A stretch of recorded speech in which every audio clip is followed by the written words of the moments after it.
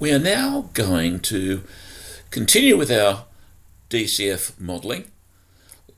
So far we have the arrangements for the first year, and we've also calculated the ratios. I'll call these the static ratios because so far they don't include any consideration for the time value of money and the values escalated past year one. Okay, so that's the static approach. That actually gives us a lot of useful information, but it's not the discounted cash flow model. Okay, let's look a little bit more closely now at our model as we have it so far.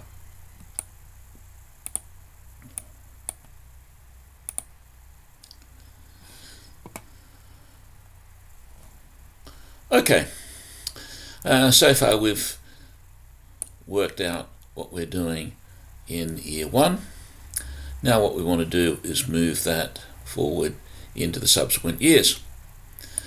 I have going to take a number of shortcuts here. For instance, I'm just going to let these fill across rather than write them out by hand. You can write them out by hand if you like, but grabbing the little square on the lower right hand corner of the cell and filling across, very useful shortcut for lazy people, and I like to tell people I'm a very lazy person. Okay, how do we get into year two with the rent? Now, we have the rental market growing at 3% per annum, and so we have to escalate the rent. We have been using the factor 1 plus I to the n. However, there's a little bit of a wrinkle here because the starting numbers we have, the numbers which are estimates from the coming year, aren't the estimates at the time we're occupying right now, which is notionally the very beginning of the project. That's the point where you buy the property, which is, in our case, year zero. Remember, we're basically working on an ordinary annuity framework, and so this $25,000 is notionally a single cash flow at the end of the year. A slight variation there. We've discussed separately how to adjust for monthly rents in advance if we need to, but we're simply going to adopt this number as appropriate as the estimate for the rent, as though the rent is collected annually in arrears to fit the overall framework of an ordinary annuity. But we now need to escalate into year two. We can't use 1 plus I to the n where n equals 2 because we're only escalating once. I'll show you what I mean. We take the rent for year one, and now we're going to escalate it by the factor 1 plus I, so we certainly keep our 1 plus I to the factor. Here we're going to be escalating by the market growth rate. I'm going to use the F4 function to put the dollar signs in to make it absolute. You can write them in by hand if you want. Close brackets, and the yellow highlight goes out. That tells me that in year two I'm estimating that the rent will have risen from $25,000 to $25,700, which is the result of a 3% growth. Now, most of the factors that we're dealing with here, the revenues and expenses, are following the market growth, but not all of them. And it's very important that you develop an awareness, a sensitivity, we could almost say fear, of needing to take into account the escalations as they apply to the different factors. And we can talk about that further as we go along. However, we're assuming here that the rents are growing by what I'm calling the market growth rate. As you get further into looking at the way that markets behave, you'll find that the market growth rate for prices tends to follow a different pattern to the market growth rate for rents.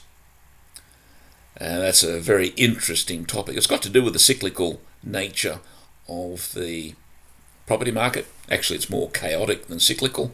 But the point about it is we could talk about the rental growth rate and we could talk about the price growth rate. Here, we're assuming that they're the same number.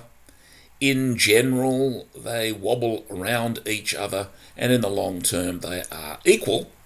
But year by year, the rents might be staying put while the prices are rising, or the prices might be staying put while the rents are rising. So these things are not quite as simple as they appear, but for our introductory level, a single growth rate for the property market, rents and prices, is adequate.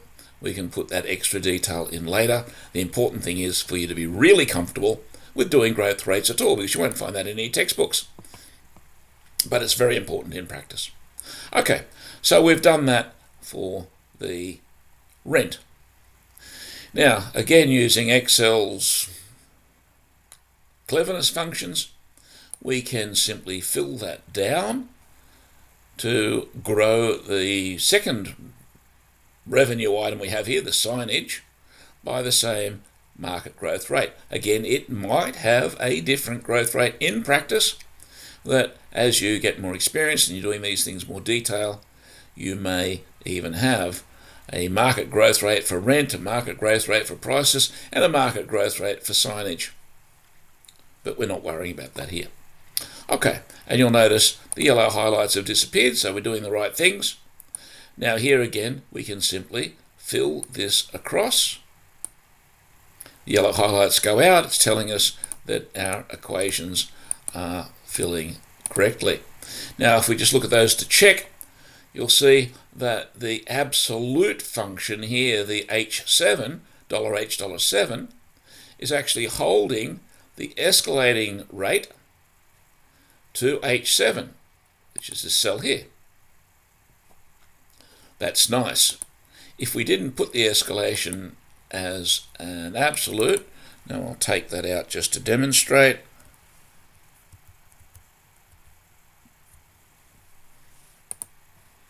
Let's see what happens. The first one works. The other ones don't. We've still got our yellow highlights. You'll notice that the escalation is not happening correctly. Okay, why is that? Because in this it's escalating by H7, but when we go to the next one, it's escalating by I7, and then J7, and K7, and so on. That's not what we want. In some cases, that will give you really strange numbers, because as you fill across, it could be picking up other numbers from who knows where and doing all sorts of dreadful things. So the absolutes are really important. I'll just come back, put in the absolute again, correct the equations by filling across, and we're all happy. Okay. The vacancy rate has been worked out as the rate, C17, absolute, and the rental amount for this year, which is in row 14. So that looks correct. You'll notice that as we fill this across, E14 will turn into F14 and so on, while the vacancy rate remains steady. This absolute and relative addressing is extraordinarily powerful when you're building these models, because it enables you to write 6 equations by writing one equation and filling across. Here we do something similar. We've already got a summation here from before, so we'll fill that across. We're coming down. Now, I can write out the 1 plus I to the n, or 1 plus I escalation factor here again, but again, I'm lazy, and so what I'm going to do is simply copy down all those equations. Yellow highlights go out. I've got all those equations written. Okay, and I can do that for all of these. Away we go. And that should save me a lot of bother. Except, hang on, what have I got here? Something really important. Maintenance follows costs that change as a result of the cost of building materials, labour costs and all that sort of stuff. It doesn't change as a result of the property market. And so here I need to be thinking about what is the appropriate escalation rate for maintenance. In other words, having the taps fixed, putting in a new bathroom, replacing a hot water system, whatever it's going to be, that will tend to follow probably more either the building price index, say from Rawlinson's, or in our case, we're not going to go to that amount of detail. We'll simply adopt the CPI, the inflation rate. And so here, we don't want the property growth rate, H7, as we had it before. We want the CPI, which is, in this case, only 2%. And so we adjusting this equation. Now you can write this equation out yourselves, by all means, if you want, or you can simply adjust the one that we've copied in. Again, saving time, and that's all good. So now I've corrected this first equation. It's H4 absolute, so that's in the right form to be able to fill across. So even though these other yellow highlights have not been corrected before, now they are. Fantastic. Okay, I set my sums across. I can take my EBIT across, which is a simple subtraction. Now when I get to the interest rate, we're assuming a simple interest loan, a regular pay all the interest as you go without the principal reducing. What does that mean? It means that unlike these other revenue and expense items that are following various escalations, if the interest rate continues whatever it is, 7%, and I'm not paying down the principal, then the interest charge is not going to change. What that means is I don't need to add escalation.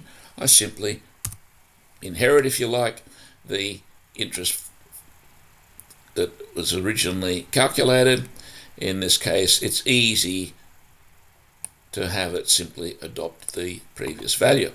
Now again, in more elaborate models, you may want to consider the fact that interest rates go up and down, and you may be ambitious enough to estimate the rising and the fall of the interests over time.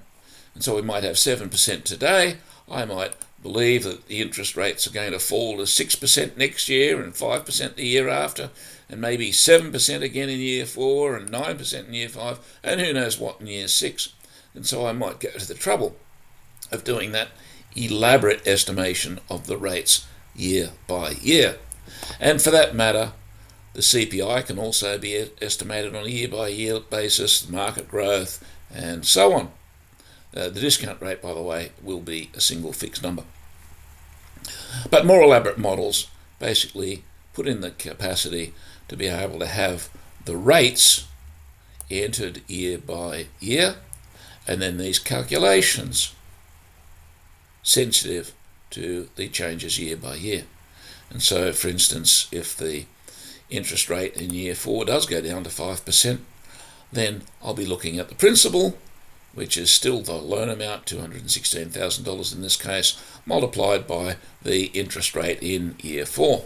We are not doing that amount of detail. However, you should finish this exercise confident enough to be able to manipulate Excel to be able to put that in if you want. I would recommend, though, considerable caution, because the poor old RBA doesn't know what interest rates are going to be in 3 months' time, and so it's a bit ambitious for us to be estimating what they're going to be in 5, 6, 10, 20 years' time. However, it is up to you to work through and kind of discover. Okay, what we will do is now sum our before tax cash flows. Now you'll notice here that we've got yellow highlights for the tax part of this. That is because this model, off in its secret little place that sort of drives all these yellow highlights, is looking up here and saying, hang on, there's a 30% tax rate due here. Why don't we have taxation cash flows? And right now we're not bothering about taxation cash flows. So, the yellow highlights are saying we're not quite doing what we expect. To overcome that, in this demonstration at least, I'll just bring the taxation rate down to 0. Look at what happens with the yellow highlights, and there you have it. Okay, so now we've removed all of the operations tax cash flows, and so our model is one step closer to completion.